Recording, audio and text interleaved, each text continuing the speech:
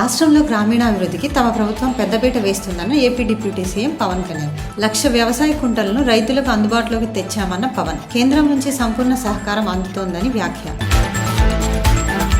సుపరిపాలనలో తొలి అడుగు పేరుతో కూటమి ప్రభుత్వ కొత్త కార్యక్రమం. రాష్ట్ర వ్యాప్తంగా ఇంటింటికి వెళ్తున్న ప్రజాప్రతినిధులు, పార్టీ నాయకులు.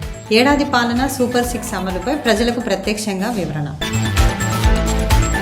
సుపరిపాలనలో తొలి అడుగు కార్యక్రమాన్ని ప్రారంభించిన బోండా ఉమ. కూటమి పాలనపై ప్రజలు సంతోషం వ్యక్తం చేస్తున్నారని వ్యాఖ్య. తమ ప్రభుత్వం ప్రజా సంక్షేమానికి కట్టుబడి ఉందన్న బోండా ఉమ. ఆస్ట్రేలియా విమానంలో పాము కలకలం. 2 గంటల ఆలస్యమైన ప్రయాణం. విమానం కార్గో హోల్డ్లో పామును గుర్తించిన సిబ్బంది.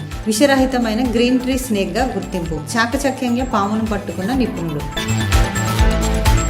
కర్ణాటక ముఖ్యమంత్రి మార్పు ఊహాగానాలకు తెర. 5 ఏళ్ల పాటు తానే ముఖ్యమంత్రిగా కొనసాగుతానని సిద్ధరామయ్య స్పష్టీకరణ. సిద్ధరామయ్యకు మద్దతివ్వడం తప్ప మరో మార్గం లేదన్న డీకే శివకుమార్.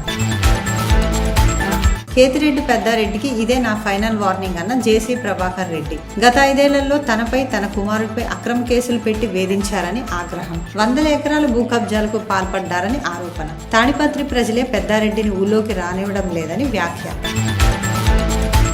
బొబ్బిల్లో ఓ వింత దొంగతనం ఘటన. యజమాని లేని ఇంట్లో తాళం పగలగొట్టి దొంగ చొరబాటు. 3 రోజులుగా సామాన్లు అమ్మి మద్యం తాగి అక్కడే నిద్రించిన దొంగ. మద్యం మత్తులో గాఢ నిద్రలో ఉన్న దొంగను చూసి ఆశ్చర్యపోయిన స్థానికులు. అతడిని అదుపులోకి తీసుకుని విచారణ చేపట్టిన పోలీసులు. చైనా అధ్యక్షుడు షీ జిన్పింగ్ అదృశ్యం. మే 21 నుంచి జూన్ 5 వరకు అజ్ఞాతంలోకి వెళ్లిన షీ జిన్పింగ్ అధినేతలను పక్కన పెట్టడం చైనా కమ్యూనిస్టు పార్టీకి అలవాటే అంటున్న నిపుణులు.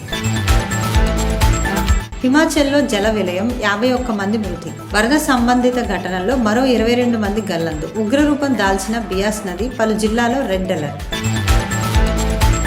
చంద్రబాబును కాపాడాలి, కేసీఆర్ను తిట్టాలి, ఇదే రేవంత్ రెడ్డి పని అని గంగుల వ్యాఖ్య. బనకచెర్లపై పాత పాటే పాడారని ఎద్దేవా. కేసీఆర్ గోదావరి జలాలు వాడుకోమని చెప్పడం బనకచెర్లకు అనుమతి ఇచ్చినట్టు ఎలా అవుతుందని ప్రశ్న.